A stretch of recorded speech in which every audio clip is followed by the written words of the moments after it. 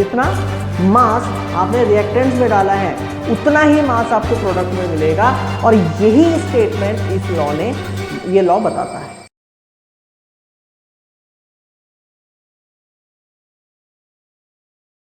Hello दोस्तों, आप सभी का वेलकम है आरके एजुकेशन पॉइंट में।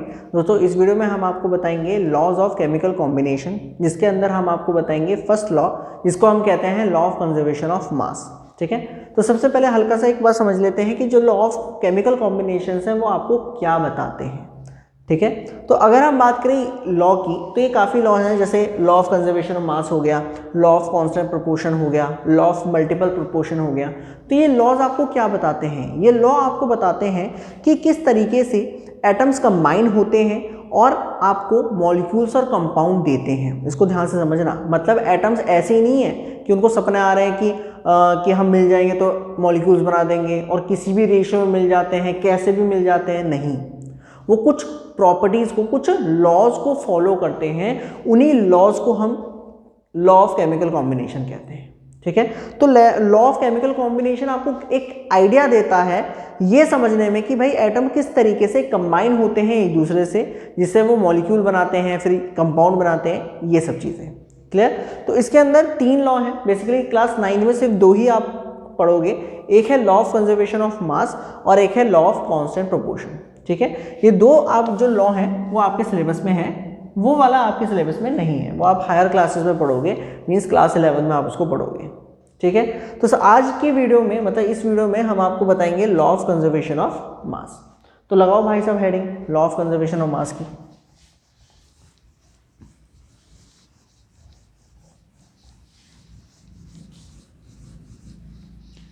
तो देखें जरा, law of conservation of mass.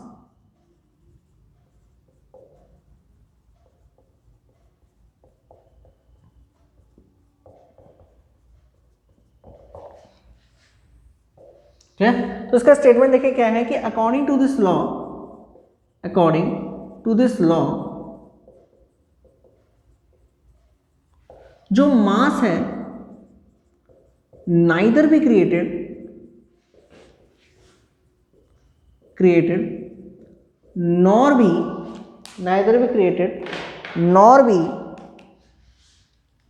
destroyed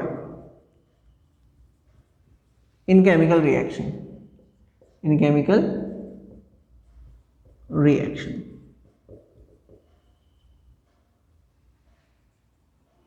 तो ये है इस लॉ का स्टेटमेंट। क्लियर? कहने में तो बड़ा छोटा सा लग रहा है, बट इसके पीछे काफ़ी कहानियाँ छुपी हुई हैं। तो mass neither be created nor be destroy in chemical reaction.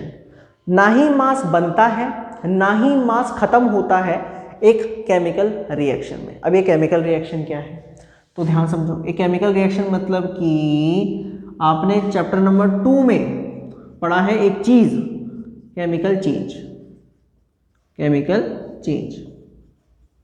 ये वही है मेरे भाई। केमिकल रिएक्शन मतलब ये कि जब 2 या 2 से ज़्यादा चीज़ें मिलती हैं और एक नई चीज़ बना देती हैं जिसकी बिल्कुल अलग प्रॉपर्टीज़ हैं, उसको हम कहते हैं केमिकल रिएक्शन। ठीक है, मतलब यहाँ समझना, मतलब कि व्हेन 2 और more than 2 substance mix chemically and form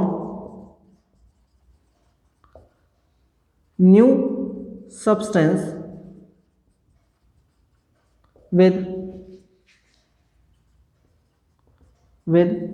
new properties is called chemical reaction। ठीक है, मतलब जब 2 या 2 से ज़्यादा चीज़ें केमिकली मिक्स होती हैं और एक नए सब्सटेंस बनाती हैं, बिल्कुल नए बनाती हैं, तो उनको आप क्या कहते हो? जिनकी अलग अलग प्रॉपर्टीज़ हो, उसको आप कहते हो केमिकल रिएक्शन।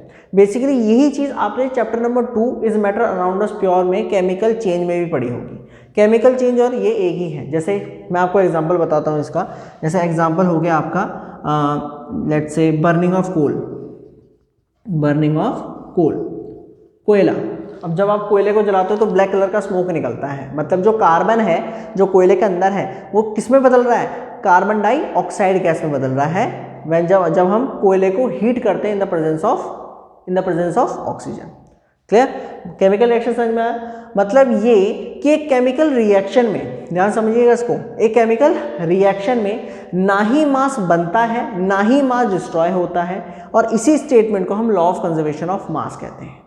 ठीक है, क्लियर है? एक चीज और याद रखना कि केमिकल रिएक्शन में आपको दो चीजें मिलेंगी, एक रिएक्टेंट्स और एक प्रोडक्ट्स। एक रिएक्टेंट और एक प्रोडक्ट। रिएक्टेंट मतलब जो केमिकल रिएक्शन में पार्टिसिपेट करते हैं, जिनको आपने डाला है। ठीक है, मतलब जो पार्टिसिपेट करते हैं, participate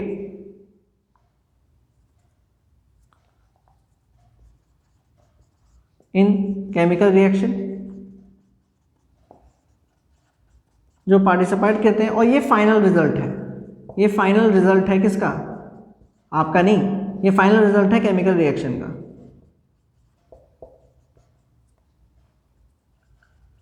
final result of chemical reaction. जैसे फॉर एन एग्जांपल मान लीजिए कार्बन है, कार्बन मतलब कि कोयला, आपने इसको ऑक्सीजन की प्रेजेंस में क्या करा? हीट करा, तो आपको क्या मिला? आपको मिला कार्बन डाइऑक्साइड। तो ये प्रोडक्ट है और ये दोनों क्या है? रिएक्टेंट्स। ये दोनों क्या है? रिएक्टेंट्स। ठीक है, ये दोनों क्या है? रिएक्टेंट्स, और ये दोनों क्या है? प्रोडक्ट। रिएक्टेंट्स वो जो केमिकल रिएक्शन में पार्टिसिपेट करते हैं, प्रोडक्ट वो जो केमिकल रिएक्शन के बाद हमें मिलता है। जैसे rusting of iron is a chemical reaction, rusting of iron is a chemical reaction और केमिकल चेंज। लोहा और ऑक्सीजन क्या है? रिएक्टेंट्स, और उसके बाद जो मिलता है जरंग मींस रस्ट, वो क्या है? प्रोडक्ट। क्लियर? तो ये आपकी केमिकल रिएक्शन हुई। अब केमिकल रिएक्शन हमारा टॉपिक नहीं है, हमारा टॉपिक ये है। तो ये सब क्यों बता रहे हैं भाई साहब? तो ये इसलिए बता रहे हैं क्योंकि इसका यूज होगा। मतलब ये कि ये जो लॉ है वो ये कहता है कि जो मास होगा रिएक्टेंट्स का, सुनो ध्यान से, जो मास होगा रिएक्टेंट्स का, चाहे आप 2 रिएक्टेंट लो, 3 रिएक्टेंट लो, 4 रिएक्टेंट लो, कितने भी लो, जो मास होगा रिएक्टेंट्स का वो इक्वल होगा मास ऑफ प्रोडक्ट के, चाहे प्रोडक्ट भी कितने बन जाए, मास ऑफ प्रोडक्ट के। ये है आसान भाषा में इंपॉर्टेंट, बेसिकली मास। इस लॉ का मीनिंग ये है। एक केमिकल रिएक्शन में आप कितने भी रिएक्टेंट डाल दो, कितने भी, कोई फर्क नहीं पड़ता, गैस हो सॉलिड हो, कितना भी आप रिएक्टेंट डाल दो। क्लियर? जो मास रिएक्टेंट्स का था सबको मिलाकर वही प्रोडक्ट का होगा, चाहे प्रोडक्ट 1 बने, 2 बने, 3 बने, कुछ भी बने। जितना रिएक्टेंट आपने केमिकल रिएक्शन में डाला है उतना ही जितना मास आपने रिएक्टेंट्स में डाला है उतना ही मास आपको प्रोडक्ट में मिलेगा। और यही स्टेटमेंट इस लॉ ने, ये लॉ बताता है कि भाई एक केमिकल रिएक्शन में या फिर एक केमिकल चेंज में मास ना ही बनता है ना ही डिस्ट्रॉय होता है, मास कहीं नहीं जाता। अब इसको एग्जाम्पल से भी समझते हैं। ये तो थोड़ी होगी थ्योरेटिकल बात, जल्दी से नोट करना चाहते हैं भाई साहब नोट कर सकते हैं। इसको समझते हैं एग्जाम्पल से। हटाए,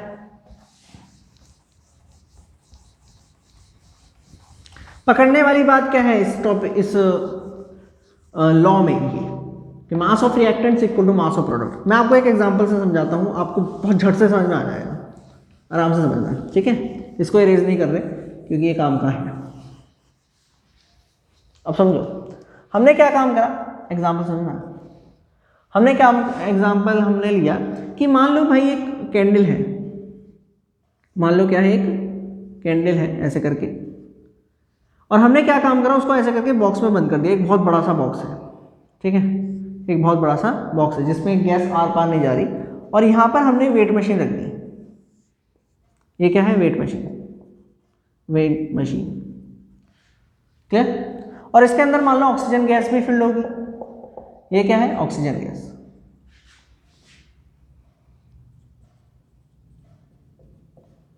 ये आपकी होगी कैंडल। टोटल मास ऑक्सीजन का, कैंडल का, इन सब का मिला के जब हमने मास देखा तो मान लो इन सब का मास मिलाकर आया लेट्स से 200 ग्राम, 200 ग्राम। ठीक है, हमने क्या काम करा भाई, कैंडल का और इसके अंदर, इस बॉक्स के अंदर जो ऑक्सीजन भरी हुई थी उनका मास देखा तो हमारा आया 200 ग्राम।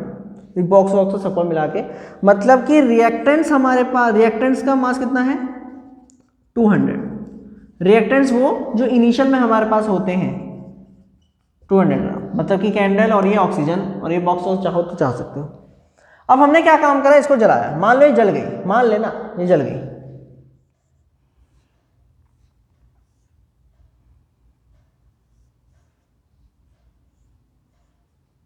और ये बॉक्स भी वही है, कुछ नहीं करा, और ये नीचे वही वेट मशीन। क्लियर? आप देखते हो कि धीरे धीरे यहाँ पर ब्लैक स्मोक बनता है और ये जो वैक्स है ये गायब हो जाती है। आप ये देखते हो कि धीरे धीरे ये वैक्स क्या है, गायब हो जाती है, और यहाँ पर सिर्फ और सिर्फ ब्लैक कलर का स्मोक बचता है। ठीक है, ये वैक्स गायब हो गई। ऐसा होता है कि नहीं होता भाई? जो कैंडल है वो धीरे धीरे जलती रहती है, काला काला सा धुआं निकलता रहता है और वैक्स जो है वो बिल्कुल गायब हो जाती है। आप ये चीज़ नोटिस करते हो। क्या? अब आपके दिमाग में क्या आ रहा होगा, भाई वैक्स तो गायब हो गई है, मतलब जो कैंडल है वो तो गायब हो गई है। आपके माइंड में ये आएगा कि भाई यहाँ पर जो मास है वो 200 ग्राम से घट जाना चाहिए, लेकिन ऐसा होता नहीं है, ऐसा होगा नहीं। क्यों? क्योंकि यहाँ पर जब मास देखा गया, जब मशीन से यहाँ पर वेट नापा गया, तब भी मास 200 ही ग्राम आया। यहाँ पर तब भी मास 200 ग्राम आया। यहाँ पर कैंडल थी, यहाँ पर कैंडल थी, यहाँ पर ऑक्सीजन थी, मास आ रहा है 200 ग्राम। यहाँ पर कैंडल नहीं है और यहाँ पर मास आता है, यहाँ पर भी मास आता है 200 ग्राम। ऐसा क्यों हुआ? ऐसा क्या क्यों हुआ? दोनों में मास सेम क्यों है? अब इसको समझो इधर। अगर आप ध्यान दें, यहाँ पर ध्यान दें तो यहाँ पर जो वैक्स है वो किसकी बनी हुई थी? कार्बन की। ये जो वैक्स है ये होती है कार्बन की बनी हुई। मतलब कि आपने कार्बन को ऑक्सीजन, इसके अंदर ऑक्सीजन फिल थी, ऑक्सीजन की प्रेजेंस में हीट करा, क्या? और आपको मिला कार्बन डाइऑक्साइड गैस, जिसे आप ब्लैक स्मोक कहते हैं। भाई ये दोनों टोटल मिला के 200 ग्राम आ रहे थे, तो जो रिएक्टेंट आएगा, जो प्रोडक्ट आएगा सॉरी, वो भी 200 ग्राम का होगा। मतलब कि आपके माइंड में ये चल रहा होगा कि भैया वैक्स तो गायब हो गई ना, तो उसका मास हटा दो, उसका मास हटा दे और फिर माइनस कर 200 को, 200 में से उस वैक्स का जो मास है उसे माइनस कर दे। नहीं मेरे भाई, जो भी गैस निकली है, हमने एक बॉक्स बना रखा है, जो गैस बाहर नहीं जा रही, मतलब सारी की सारी गैस यहाँ पर ही फिल्ड होगी और उस गैस का मास 200 ही ग्राम होगा। मतलब अभी ये लॉ क्या कहता है? ये लॉ यही तो कहता है कि मास ऑफ रिएक्टेंट और मास ऑफ प्रोडक्ट सेम रहेंगे। मतलब मास जाए बदल जाए, केमिकल रिएक्शन में जो आपने चीज डाली है वो बिल्कुल नया सब्सटेंस बन जाए, लेकिन जो मास है वो सेम रहेगा। यहाँ पर भी मास 200 ग्राम था, यहाँ पर भी मास 200 ग्राम ही रहेगा। वो अलग बात है, वैक्स गायब होगी, हमें नहीं मतलब, लेकिन यहाँ पर कार्बन डाइऑक्साइड गैस भर गई होगी जिसका मास 200 ग्राम होगा। क्लियर? तो ये है हमारा law of conservation of mass, कि mass of reactants is equal to mass of product. ये इंपॉर्टेंट है, ये इंपॉर्टेंट है। आपको और एग्जांपल देता हूँ, आपको और फील आएगा इसका। इसको नोट नहीं करना ना? हाँ पता है मुझे।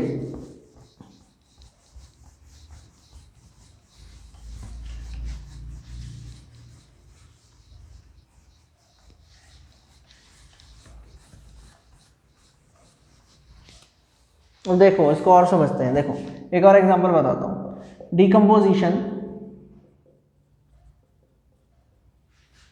Of calcium carbonate. Calcium carbonate, clear? Decomposition का मतलब क्या होता है? तोड़ना। डिकम्पोजिशन का मतलब क्या होता है? तोड़ना। अब ये कैल्शियम कार्बोनेट क्या है? कैल्शियम कार्बोनेट को कहते हैं लाइमस्टोन। तुम आसान भाषा में समझ लो, चौक का पाउडर। तुम आसान भाषा में समझ लो, चौक का पाउडर, चौक पाउडर। ठीक है? अब आपने क्या काम करा? अगर मान लो भाई आप इसको क्या काम करते हो, इसको हीट करते हो। ठीक है? आपने क्या काम करा? इसको हीट करा। ये मान लो चौक पाउडर है, कैल्शियम कार्बोनेट। आपने भाई काम करा कि कैल्शियम कार्बोनेट लिया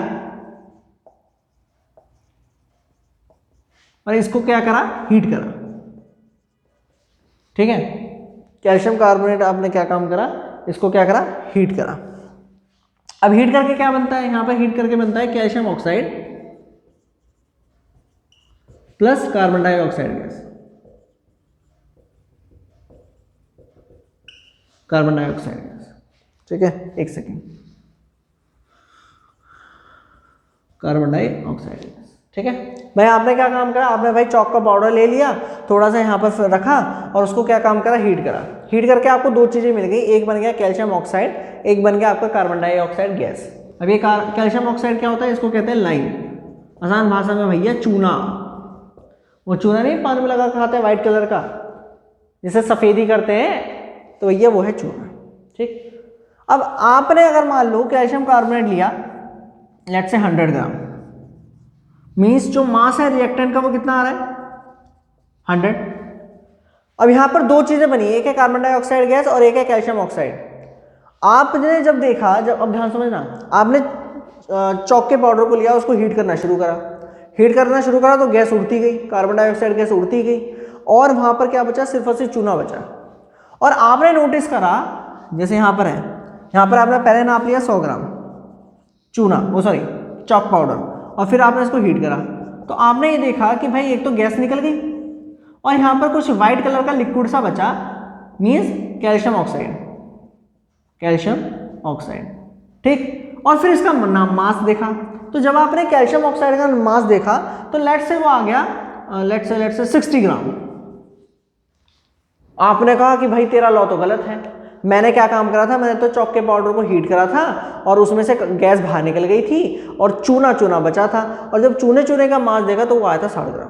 तेरा लॉ गलत है, लॉ ऑफ कंजर्वेशन मास तो गलत है। तो ये कह रहा था कि प्रोडक्ट का मास इक्वल होगा रिएक्टेंट के मास के, भाई लॉ लग रहा है, इसका मास नहीं होगा क्या, ये गैस है तो हवा में उड़ गई, इसका कोई मास नहीं होगा क्या, इसका भी मास होगा। वो अलग बात है कि वो उड़ रही है, हम उसका मास देख नहीं पा रहे, बट इसका भी मास होगा, और इसका मास 40 ग्राम ही होगा, ना 40 ग्राम से एक ऊपर ना एक नीचे, क्योंकि क्योंकि क्योंकि ये लॉ ये कहता है कि जो रिएक्टेंट का मास है वो प्रोडक्ट के मास के इक्वल होगा, मास के इक्वल होगा। मतलब अगर ये 100 ग्राम आपने लिया है तो वो अगर 60 है तो समझ जाओ वो 40 ही होगा। क्लियर हुआ, समझ में आ गया, कोई फंडा है, कोई फंडा क्लियर हुआ, कोई डाउट है? तो ये है आपका लॉ ऑफ कंजर्वेशन ऑफ मास। अब इसके ऊपर न्यूमेरिकल्स कैसे आते हैं, इसके ऊपर क्वेश्चंस कहते हैं कैसे आते हैं, वो भी मैं आपको समझाता हूँ। नोट करना चाहो तो भाई साहब नोट कर लो इसको। सो दोस्तों ये दो क्वेश्चन मैंने लिखे हैं, आपको आइडिया हो जाएगा कि लॉ ऑफ कंजर्वेशन ऑफ मास के ऊपर किस टाइप के क्वेश्चन आते हैं और उनको कैसे अप्रोच करते हैं। जैसे पहला क्वेश्चन है जो भी मैंने आपको एग्जाम्पल से भी समझा दिया, बट एक बार कर लेते हैं कि calcium carbonate decompose on heating and form calcium oxide. Calcium carbonate decompose on heating and form calcium oxide and carbon dioxide gas. ये भी अभी आपको बताया। When 10 gram of calcium carbonate, ध्यान सुनो पहला क्वेश्चन कर रहा हूँ मैं, When 10 gram of 10 gram of calcium carbonate, मतलब कि मास ऑफ कैल्शियम कार्बोनेट कितना है 10 ग्राम। जब 10 ग्राम कैल्शियम कार्बोनेट जो है वो कंप्लीटली डिकम्पोज होता है, मतलब टूटता है, 5.6 ग्राम ऑफ कैल्शियम ऑक्साइड, मतलब कि मास ऑफ कैल्शियम ऑक्साइड कितना है 5.6 ग्राम, 5.6 ग्राम। तो और x gram of carbon dioxide form, means mass of CO2 means carbon dioxide gas कितना है x ग्राम। तो आपको इस x की वैल्यू निकालनी है, बहुत सिंपल है। ये चीज़ याद रखना कि कैल्शियम कार्बोनेट, आपको बस क्या समझना है कि कौन सा रिएक्टेंट है कौन सा प्रोडक्ट है, मतलब कि according to principle of conservation या फिर law of conservation of mass, conservation of mass, जो रिएक्टेंट का मास होता है वो इक्वल होता है प्रोडक्ट के मास के। अब यहां पर रिएक्टेंट कौन है, सिर्फ और सिर्फ कैल्शियम कार्बोनेट, क्योंकि वही टूट रहा है, और प्रोडक्ट दो है, तो भाई साहब लिख दो mass of Ca calcium carbonate equal होगा mass of calcium oxide plus mass of CO2। ठीक है, इसका कितना मास दे रखा है 10 ग्राम, ये कितना है 5.6, ये कितना है x, तो x की वैल्यू कितनी आई 10 माइनस 5.6, तो 5, तो ये कितना आएगा इट इज 4.4, क्लियर। तो कुछ इस टाइप के क्वेश्चन आएंगे। क्लियर, नोट करना चाहो नोट कर लो। सेकंड क्वेश्चन देखो, एक बार वीडियो पॉज करके खुद ट्राई करो। कर ली, हाँ झूठे। चलो दूसरा देखो।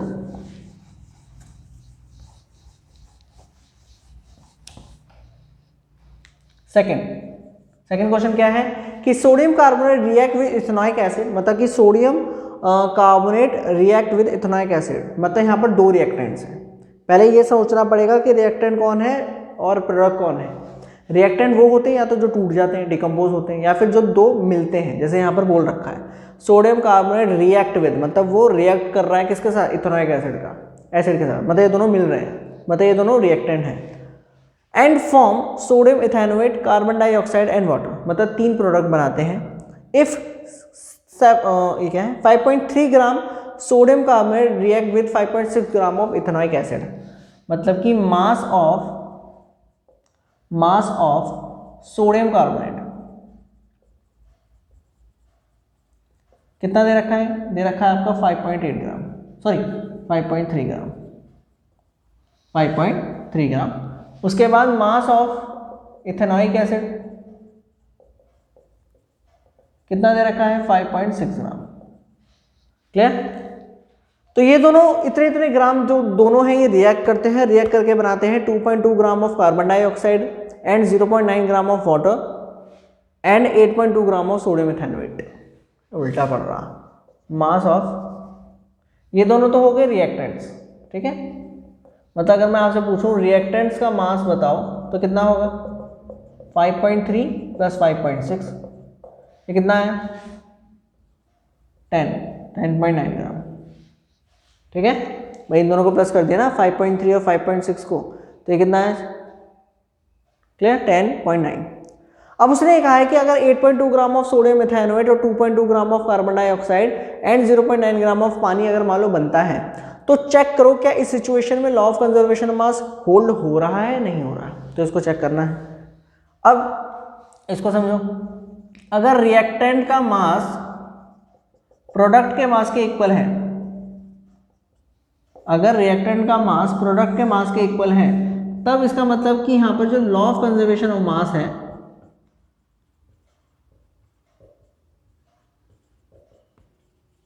वो होल्ड कर रहा है, मतलब ओबे हो रहा है। अगर इक्वल नहीं है तो ओबे नहीं हो रहा। रिएक्टेंट का मास आपने निकाल लिया, प्रोडक्ट का और निकाल लो, तो मास ऑफ प्रोडक्ट इसके इक्वल होगा, बताओ मुझे। एक है 8.2 ग्राम, एक है 2.2, एक है 0.9। 8.2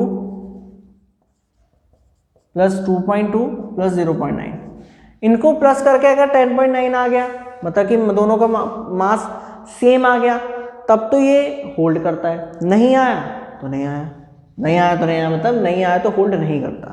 तो इनको प्लस करो, कितना आएगा,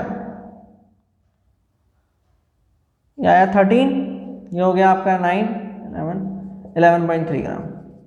तो कहाँ ये 11.3, कहाँ ये 10.9, बड़ी नाइंसाफी है। मतलब कि जो रिएक्टेंट का मास होगा वो इक्वल नहीं है प्रोडक्ट के मास के, मतलब कि यहाँ पर law of conservation of mass hold नहीं हो रहा। क्लियर है। तो ये हमने आपको बताया लॉ ऑफ कंजर्वेशन ऑफ मास के बारे में, और कुछ क्वेश्चंस आपको बताए जिससे आपको आइडिया हो सके कि इसके ऊपर के क्वेश्चन सॉल्व कैसे करते हैं। क्लियर। आई होप आपको ये वीडियो पसंद आई हो। अगर आपको ये वीडियो पसंद आए तो प्लीज़ इस वीडियो को लाइक करिएगा, शेयर करिएगा और सब्सक्राइब करिएगा आरके एजुकेशन पॉइंट को। फिर मिलेंगे ऐसी ही एक और वीडियो के साथ, जब तक के लिए गुड बाय।